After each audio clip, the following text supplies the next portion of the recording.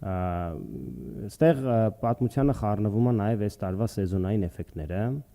Առաջինը սեզոնի մի փոքր հետ ընկած լինելը, որ եւ մրգերի եւ բանջարեղենի բերքը ավելի ուշ է հասունացել, եթե չլիներ ռուսական այս շուկա արտահանման խնդիրները, մենք ամենայն հավանականությամբ շատ բարձր գնաճ կունենայինք սեզոնայի ապրանքների, որովհետև այս տարի սեզոնը շեղված է։ Հետո արդեն երբ որ ապրանքները սեզոնից ուշացած կմտնեին շուկա, հետ կգային գները, բայց նաև որոշ կորիզավորների ու որոշ այլ կուլտուրաների գծով ունենք մի փոքր ավելի ցածր բերք, ու այդ իմաստով խնձորը խնձորի հետ չենք կարողանում համեմատել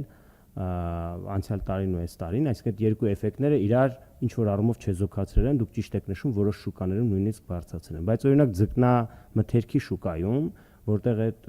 սեզոնի փոփոխման հարց չկա, բերքատվության հարց չկա, այնտեղ մենք տեսնում ենք գնանկում, ավելի խորը գնանկում, սա մի իզոլացված շուկա է, որտեղ ակնհայտ դա երևում է, որ խոշոր լուրջ գնանկում կա, չէ, մենք ունենք գնանկում, 10% գնանկում է դիտարկվել, այսինքն այդ էֆեկտները իրար են խառնվել։ Բնականաբար մենք ինչ-որ մեթոդներով փորձում ենք տարանջատել մեկը մյուսից, կհետևենք իրադրություններին գյուղատնտեսական սեզոնի ու այս խնդիրների լուծմանը, այո, շուկաները վերադասավորվում են, տարբեր ուղղություններով արտահանվում են, դա մի փոքր վաղ է